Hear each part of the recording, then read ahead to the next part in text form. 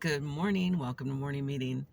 So I did this video that was about owning your own shit, and I mentioned in the video that I don't drink alcohol. I haven't had alcohol for almost 6 years now, and it was one of the single best decisions I've ever made in my life to finally just stop drinking alcohol. Because from my view, my perspective, I really was hiding from life. I was just hiding from things, and I was trying to bury painful events and things like that. So I was just hiding, and I was sick of it. I was really tired of it, and I was having a hard time getting out of it. I didn't want to go to AA. I mean, AA is fine, I'm sure.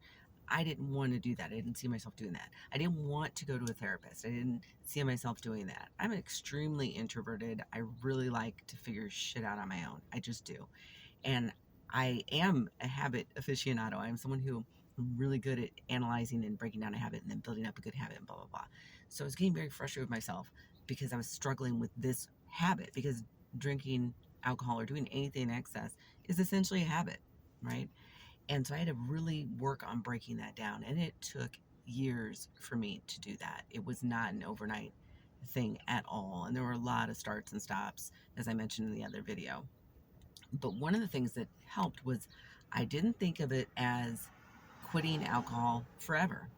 That wasn't how I framed it. I framed it as I'm just going to quit for the next 30 days. I'm just going to stop now. I'm going to see what this is all about. And I'm blanking right now on the name of the woman who actually got my attention and got me to get through this, because she has a program. And if I think of it, I'll put it into the notes here in the description. But that helped. That whole idea of it's for now, it's not forever. If I decide tomorrow I want a glass of wine, I'll have a glass of wine. If I decide when I'm 80 years old I want to have a glass of wine, I'll have a glass of wine, you know? Uh, but that hasn't been the case at all. I haven't had a single craving for alcohol since I quit, essentially. I got through that first 30 days and I was like, cool. And one of the things that was really interesting to me was discovering that I didn't like wine as much as I thought I did. And the wines that I thought were my favorite, I really didn't care for them so much. And part of the process in doing this was mindful drinking.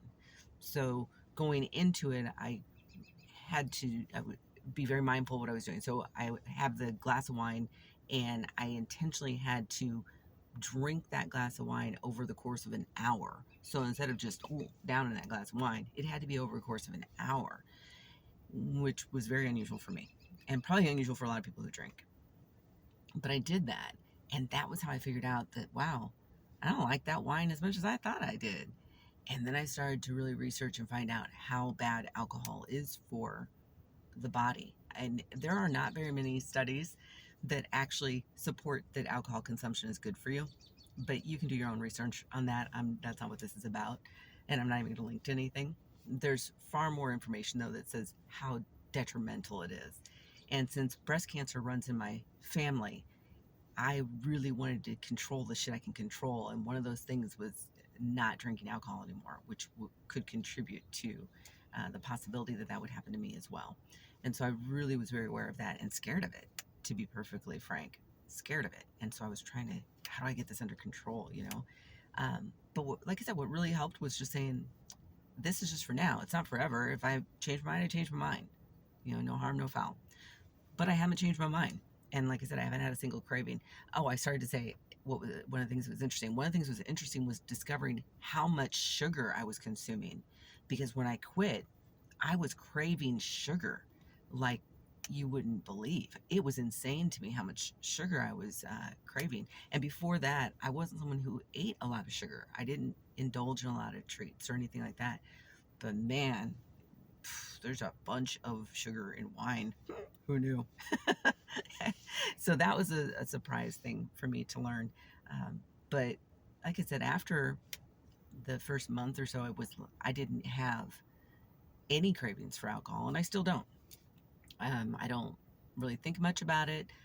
I can walk in the store and go past the aisle that has the wine and not even pause. I mean, none of that happens to me anymore. In the beginning, it was challenging because I had to navigate or figure out how to navigate parties and things like holiday parties and whatnot, where everybody else pretty much is consuming alcohol. And so I had a plan that I went into that with, and my spouse knew the plan, our children knew the plan. I had a plan, and I had their support in that plan and how I was going to navigate that space. Even now, going on 6 years, we have not had a single like party event at our house like we used to have parties, and an annual Halloween party and various things, and we haven't done that in a very long time, and not just because of COVID, but because I was trying to figure out how I would navigate that, because I won't buy alcohol. So if we have a function, I won't buy alcohol. I'm fine with other people bringing it if they want to and taking it back with them, but I won't buy it. And so I've been trying to navigate that uh, situation too. One of the ways that I went around that was have an event that's during the day where alcohol typically isn't part of that event, because people tend to want to drink it more in the evening, I find.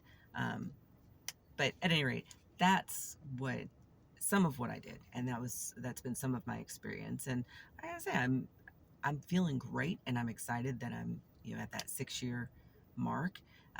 If you know anything about habit formation, and I encourage you to look up the trans theoretical model of change. And it's a behavior model, and once you get to like the 5 year mark, typically you're at maintenance mode for whatever it is that you've quit, whether that's cigarettes or sex addiction or whatever. And so I'm at coming up on 6 years, which is awesome to me.